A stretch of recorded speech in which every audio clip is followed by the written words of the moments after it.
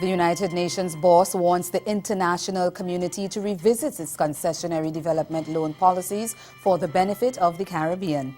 That's our top story in Caribbean Newsline for Tuesday, November 21. From the CMC News Center in Bridgetown, I'm Nicole Best. Good evening. UN Secretary-General Antonio Guterres made the call while addressing a special CARICOM UN high-level pledging conference on Tuesday. He said he had never before seen the level of devastation that he witnessed during his visit to Dominica and Barbuda following the passage of Hurricanes Irma and Maria in September. Guterres suggested that international financial institutions and donors coordinate risk-sharing and concessional lending terms. Most Caribbean countries are categorized as middle to high-income countries and are largely ineligible for concessional development financing and official development assistance because of the use of the gross domestic product, that's the GDP per capita, as a principal criterion. Many Caribbean countries are classified as middle income, so they have limited access to concessional finance. They also have high levels of debt, much of it incurred through investment in recovery and resilience. To build long-term resilience, I urge you to explore eligibility for concessional finance, reinsurance mechanisms, and ways to leverage the remittances they receive. It is time for long-term mechanisms that recognize vulnerabilities as the new normal. We can no longer rely on exceptions and ad hoc decisions. Countries that are disproportionately vulnerable to disaster and economic shocks must be able to access financing on terms and conditions that are appropriate to their specific needs and circumstances. Also addressing Tuesday's pledging conference were the prime ministers of two of the Caribbean's islands most impacted by hurricanes this season. Barbuda was left practically uninhabitable after Hurricane Irma hit, while the damages and losses to Dominica by Hurricane Maria amounted to 226% of the island's GDP. Antigua and Barbuda's Gaston Brown insisted that wealthy countries have a moral obligation to help his island rebuild. The Prime Minister insisted that the liability for the destruction of Antigua's sister isle and the dislocation of its residents rests with those whose excessive carbon emissions have unleashed what he called the demons of climate change. Brown said justice and fairness require that the burden of building a more climate-resilient community should not fall to the victims of climate change alone. Brown therefore called on the conference to pledge and deliver meaningful support so that the people of the Caribbean islands impacted by the hurricanes can rebuild to withstand the dreadful effects of climate change in the future and make their lives safer. Meanwhile, Dominica's Prime Minister Roosevelt Skerrit called for quick implementation of assistance programs to hurricane-battered countries. He said aid delivery cannot be done in the usual way and called for delivery mechanisms that eliminate layers of bureaucracy between donors and beneficiaries. Well, in his appeal, CARICOM Secretary-General Ambassador Erwin LaRocque said with more than $5 billion in damage done by Hurricanes Irma and Maria in the region, it was beyond the capacity of Caribbean countries to foot the bill alone. The magnitude of reconstruction will require significant levels of financing, which we are unable to generate on our own. Our countries are highly indebted. That debt burden is due in large measure to external shocks, including severe climatic events. They have limited access to concessional development financing due to their middle income status. The task of rebuilding is beyond us. We cannot do it alone. We need your help. Our governments need the cooperation of international development partners, the private sector, and civil society. All working together will provide the resources and the expertise needed to achieve our goal of rebuilding better to combat the new normal. Meantime, the UN's Economic Commission for Latin America and the Caribbean, ECLAC, has presented a debt for climate adaptation swap. That's a proposal for hurricane-affected countries. The director of ECLAC's Economic Development Division, Daniel Tittleman, presented details of the proposal at UN headquarters on Monday. It is based on the creation of a Caribbean Resilience Fund, which is expected to provide financing for investment in climate resilience, green growth, and structural transformation in the economies of the region. ECLAC said the proposal, which was originally launched in late 2015, has already been put to consideration in several international fora. Tittleman warned that the upper middle and high income classification of the majority of Caribbean countries poses a number of challenges, including limited access to concessional internal finance and a decline on official development assistance. In that context, he said ICRAC's debt relief proposal for the Caribbean aims to help these countries mitigate and adapt to the consequences of climate change while trying to reduce the debt burden, increase growth, and achieve the Sustainable Development Goals of the United Nations 2030 Agenda.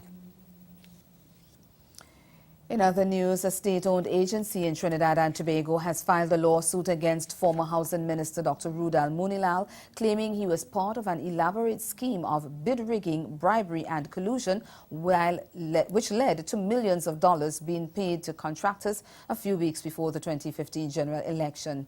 A statement from the Office of the Attorney General issued late Monday night indicated that the Estate Management and Business Development Company EMBDC had filed the lawsuit against Munilal, former EMBDC Chief Executive Gary Parmesar, former Divisional Manager at EMBDC Mahadu Balrup, Andrew Walker and companies Fides Limited, Namalco Construction and LCB Contractors. The lawsuit concerns 10 contracts awarded in August 2015 to 5 contractors for the upgrade and rehabilitation of certain access roads and 2 contracts for rehabilitation works. The statement said the lawsuit alleged breach of fiduciary duty, cartel behavior, bribery, collusion, knowing receipt, dishonest assistance, and unlawful means conspiracy. It also seeks compensation and repayment of sums paid. Munilal confirmed that he was served with the court documents through his attorney on Monday, and he believes that this is another attempt by government to persecute members of the opposition United National Congress. The EMBDC is now the second state enterprise to sue me. I was sued before, and there was an attempt to injunct me by the CPEP, another state company that was thrown out at the court. I am extremely confident to announce that my attorney in this matter is none other than Anand Ramlogan, Senior Counsel, and Mr. Ramlogan will be dealing with the matter in the court. We are very confident that we will be victorious in court. This is a mass distraction. Still in Trinidad and Tobago, a High Court judge has dismissed a claim for compensation by the leader of a Muslim group who had been charged with a 1998 murder. Yassin Abubakar, leader of the Jamaat al-Muslimin group, had sought compensation in a malicious prosecution lawsuit against the magistrate who, as coroner, ordered that he be charged for the 1998 murder of 22-year-old mechanic Israel Sami. Abubakar had argued that coroner Nalini Singh acted maliciously when she charged him and Brent Miller with murder after the conclusion of a coroner's inquest into Sami's death in September 2010. Sami, who was a member of the Jamaat al-Muslimin, was shot dead behind his home in Maraval on the outskirts of the capital on May 20, 1998. The coroner's decision was eventually overturned a month later after the Director of Public Prosecutions, Roger Gaspard, said there was insufficient evidence to sustain the charge. In his ruling on Monday, Justice Frank C. Prasad said the evidence in Abubakar's claim established the rules of natural justice were adhered to and observed during the inquest. He said there was nothing to suggest the coroner's procedure was flawed or that Abubakar's rights were compromised. He also said there was no evidence the coroner acted with malicious or improper motive, adding that in arriving at her decision, she properly discharged her statutory obligations under the Coroner's Act. Public service workers in Bermuda are getting a pay increase. The good news came as government and Bermuda Public Service Union, the BPSU, hammered out a new 3-year collective bargaining agreement. Negotiations had been underway since July, with the government's offer of a 2.5% pay increase retroactive until April 1st accepted by the union. Minister of Cabinet Office with responsibility for government reform, Lovita Fogo, called the accord a very important development for the government and for the union's membership. Union President Jason Hayward, who is also a government senator, said the agreement would operate until September 2020. He said it was the civil service's first negotiated collective bargaining agreement since 2008. Hayward added that the 2.5% cost of living adjustment and other contractual gains were a moral boost for the union's members, especially after years of sacrifice. Coming up in Caribbean Newsline, the United States government ends temporary protection status for 55,000 Haitians. That story and more when we return. Stay with us.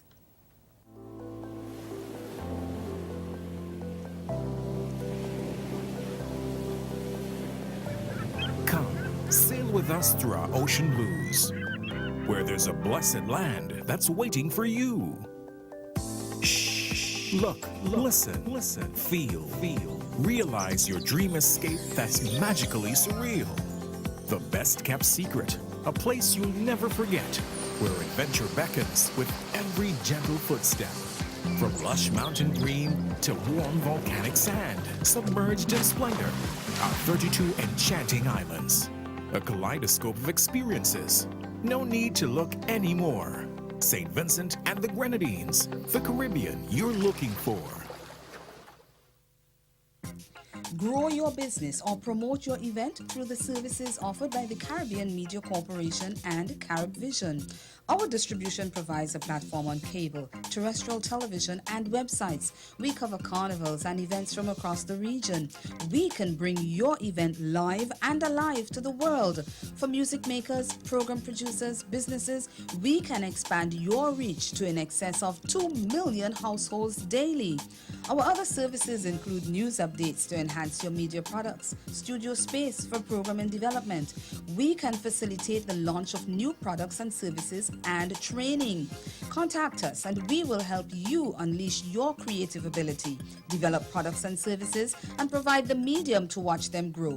Contact Loretta Skeet at cmccaribbean.com or call her 1-246-467-1044 or 1-246-253-3889.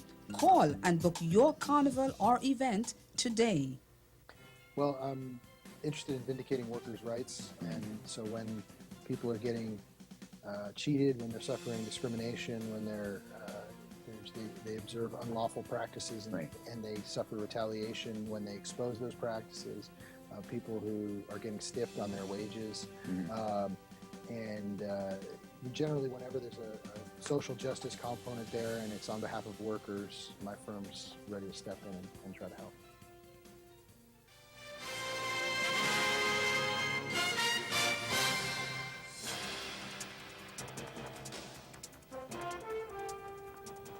Welcome back. After years of being shielded from deportation from the United States, tens of thousands of Haitians will now lose that safeguard. The U.S. government on Monday announced the end of that special protection known as Temporary Protected Status, or TPS, for nearly 60,000 undocumented Haitian nationals living in the country. TPS will be permanently terminated on July 22, 2019, which gives Haitians living in the U.S. under that provision an 18-month window to return to their struggling homeland.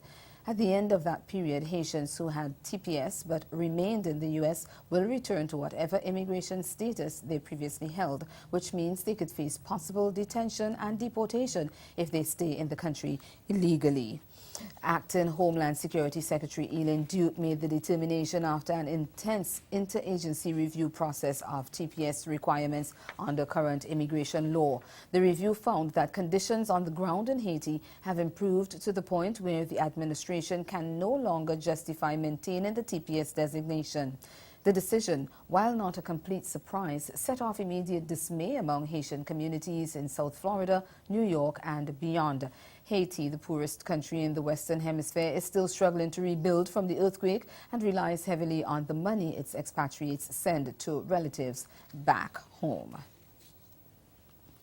Now to news from our partners over at France Carré Broadcast. The 13th Regional Cooperation Conference was recently held in Guadeloupe with health cooperation between the French Antilles and countries in the rest of the Caribbean taking the spotlight. French communities in the Americas have complained about facing significant challenges in growing businesses in their regional environment, combating climate change, responding to hurricanes and natural disasters, preventing and combating epidemic, security and the fight against trafficking. And it was the aim of the conference to bring territories together to see how best stepped up regional cooperation could assist with those challenges.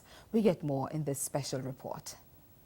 Regional Cooperation Conference organized in Guadeloupe represents a new impetus in the search for solutions, given the many problems, different depending on the specificities of each territory, all on a basis of cooperation strengthened by the Newsline Law of December 5, 2106 on the external action of the territorial communities in the cooperation of the overseas territories in their regional environment.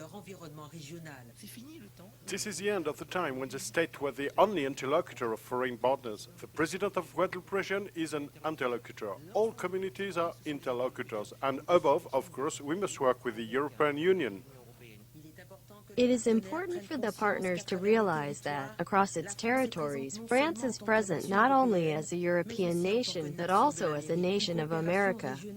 Regional cooperation on health is effective between Guadeloupe, Martinique and our Caribbean neighbors and for Guyana with neighboring countries, but beyond professional exchanges, sharing of skills and the know-how, there are breaks.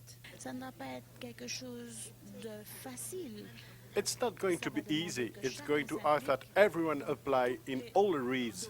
Even beyond the simple field of health, it will be transportation, education, insurance, financing. Moving in the Caribbean is complicated, and then there is also the issue of payment for medical procedures. There is a system of social coverage that differs a lot depending on the region. But there is a real potential on which we can work. We must start with flagship action. Concretely, in Basse-Terre, we have a project that is well advanced. When a patient needs a defibrillator or a pacemaker, it can happen on Monday. Tuesday, it's asked his defibrillator or his pacemaker, and on Wednesday we can go back to this area. So the potential exists, but it's up to us to move forward in stages. There are examples that work already. I think about cardiac surgery in Martinique with St. Lucia in cardiopediatrics. So we have to strengthen this cooperation because we are in Caribbean Basin, even if we belong politically to Europe, which sometimes complicates things. At the level of the Caribbean and Latin America, the regional agencies of health of Guadeloupe, Martinique, and French Guyana strive to identify the problems and the needs in order to bring an organized response. We thank our partners over at France Carré Broadcast for that report, and we encourage you to join us every Monday for news from the French West Indies. And ahead in Newsline Sport, TNT's former football captain announces a surprise retirement from the sport internationally. Stay with us. Sports next.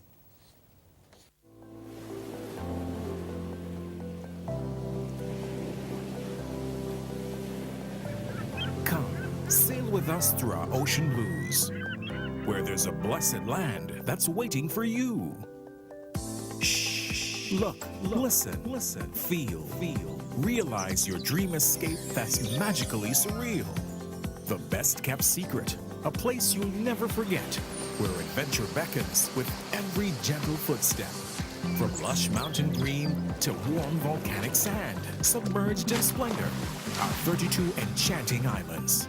A kaleidoscope of experiences. No need to look anymore. St. Vincent and the Grenadines, the Caribbean you're looking for. It was a riotous hurricane season, and as it draws to a close, it's time to face the facts about the Caribbean's vulnerabilities.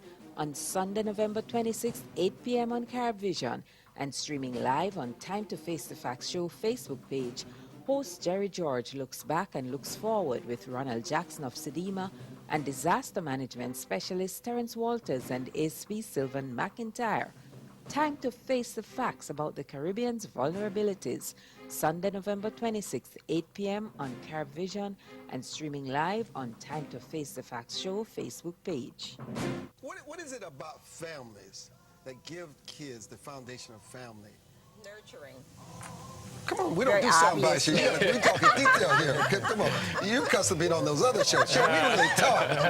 Talk about it. You have to be a nurturing couple to have that kind of child who's very articulate and very comfortable being in an uncomfortable situation and being interviewed by you. Well said.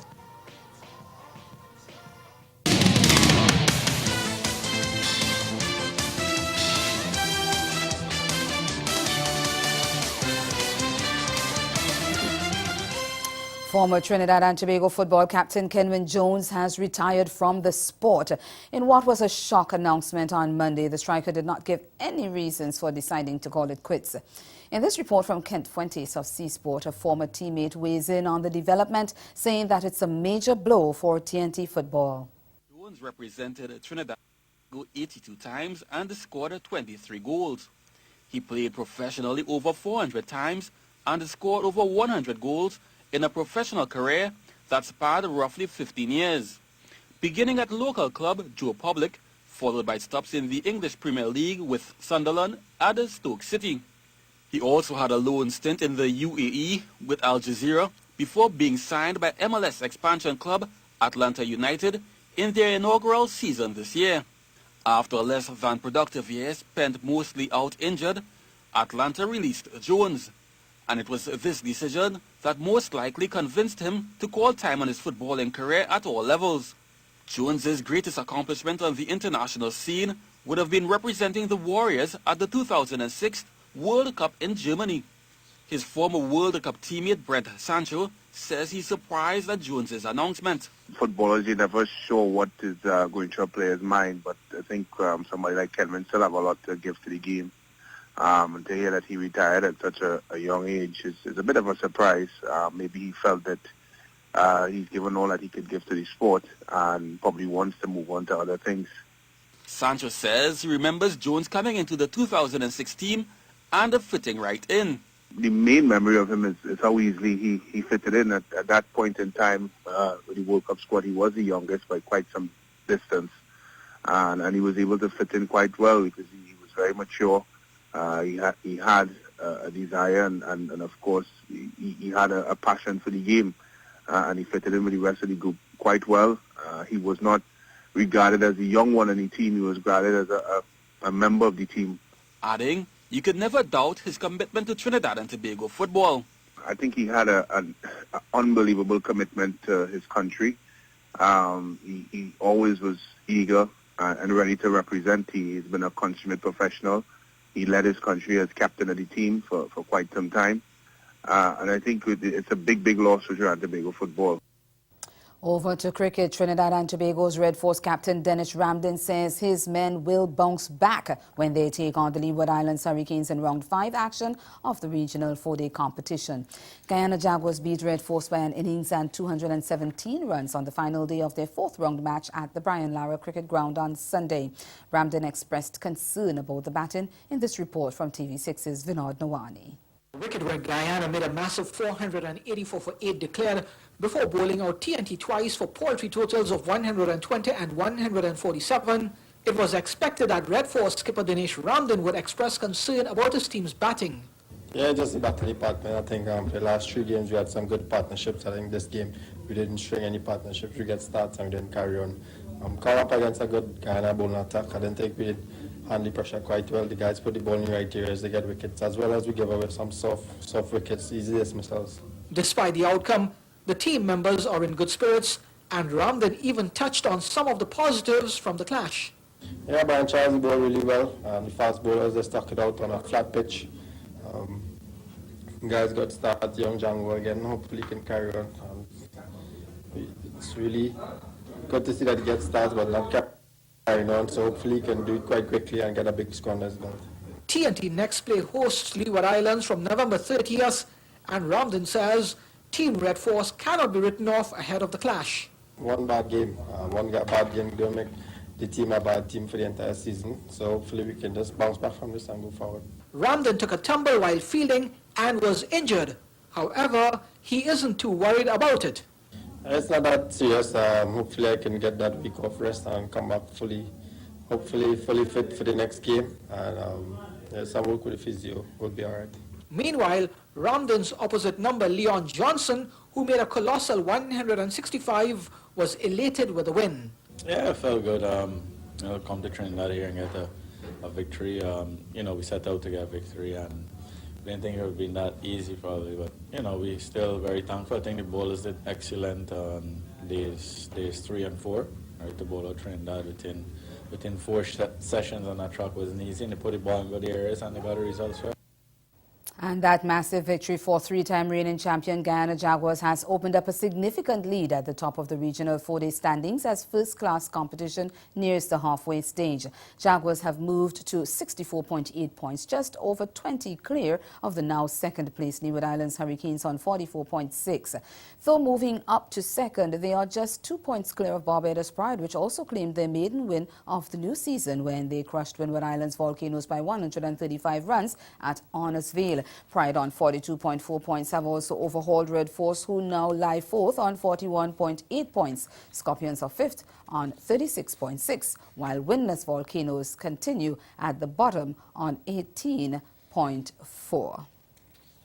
And finally, in horse racing, a dominant stretch run aboard 9-2 Chance Win the War handed Barbadian jockey Patrick Husbands the feature $100,000 Canadian Glorious Song Stakes at Woodbine Racetrack on Sunday. The 44-year-old husband stalked with the Bay filly in the 7-furlong sprint before grabbing the lead at the top of the stretch and charging to the finish nearly a dozen lengths clear in a time of 1 minute 21.52 seconds. The win was the 115th of the season for veteran Husbands and the 89th for champion trainer Mark Case, while Win the War remained unbeaten in 2 starts. Woodbine track announcer Robert Geller has the call. On the outside has taken over and Win the War in front. Grace and Dignity is beaten, I believe, and this is going to be a very big victory. Win the War bombs away. The rest are absolutely distanced. And Win the War has gone away with the Glorious Song to win by almost 10 lengths, maybe more. Make it almost a dozen. Grace and the Woodbine season wraps up on December 10th. Well, that's the sport. Stay with us. We'll be right back. Jamaican reggae star Tanya Stevens is set to release new music before the Christmas. Tanya shared the good news to Rhythm and Buzz while on the island of Grenada recently. Songs will start being released from as early as Christmas. I think the first single should start, should touch the road by Christmas. And then I'm part of a collaboration of artists making a compilation, and that should hit the road.